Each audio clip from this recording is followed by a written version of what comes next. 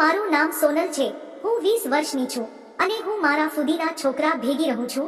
મારા mummy papa ગામડામાં રહે છે અને અહીંયા હું આગળ ભણવા માટે આવી છું, જેના કારણે મારા ફુદીના છોકરા સાથે હું રહું છું. તે એકલો રહે છે અને તે પણ અહીંયા નોકરી કરે છે.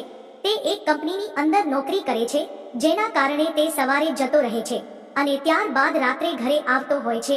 હું પણ સાંજે ક્લાસમાંથી ઘરે આવું છું અને અમારા બંને માટે ખાવાનું બનાવું છું અને એને ખવડાવું છું.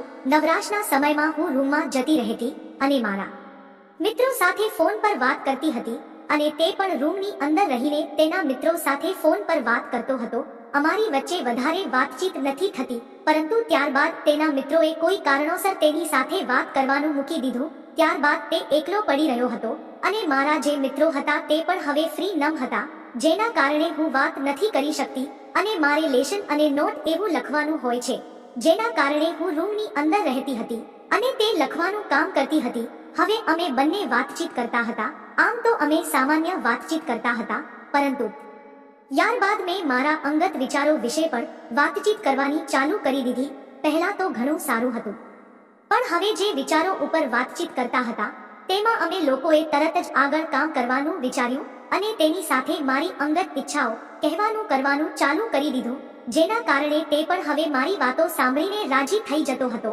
અને ત્યારબાદ એક વખત મેં તરત પૂછી લીધું કે આપણે બંને તો ભેગા રહીએ છીએ અને મને ખબર છે કે આપણો શું સંબંધ છે, પરંતુ આ સંબંધને હું ભૂલીને તારી સાથે એક મજા કરવા એટલે કે દાંડિયા રમવા માંગુ છું. તો તેણે કહ્યું કે તું કહે છે તે વાત તો સાચી છે, પરંતુ મને તો ખૂબ જ બીક લાગે છે. તેવું તો કઈ રીતે થઈ શકે અને કદાચ જો કોઈને ખબર પડી ગઈ તો આપણું શું થશે? ત્યારબાદ મેં તેને કહી દીધું કે જો હું કોઈને કહીશ તો ખબર પડશે, કાં તું કહીશ તો ખબર પડશે, પરંતુ આપણે કોઈને કહેવાનું નથી અને આપણે દાંડિયા રમવાની મજા કરી લેવાની છે, જેના કારણે તાને પણ મજા આવી જશે અને મને પણ તારી સાથે ઘણી બધી મજા આવશે. તેના કારણે તેણે મને હા પાડી દીધી. અમે બંને એ ભેગા જમી લીધું અને ત્યારબાદ અમે બંને લાઇટ બંધ કરી અને અગાશી પર જતા રહ્યા. પહેલા અમે એકલા વાતચીત કરતા હતા, ડીજે વાગી રહ્યું હતું. હવે અમે બંને ભેગા હતા અને ત્યારબાદ અમે એકબીજાને ભેટી પડ્યા અને ત્યારબાદ આખી રાત સુધી અમે બંને ડિસ્કો ડાન્સ અને દાંડિયા રમવાની ભારે મજા કરી. મિત્રો, વિડીયો પસંદ આવ્યો હોય તો વિડીયોને લાઈક કરી ચેનલને સબસ્ક્રાઇબ કરો. ફરી મળીશું એક નવા વિડીયોમાં, ત્યાં સુધી આવજો.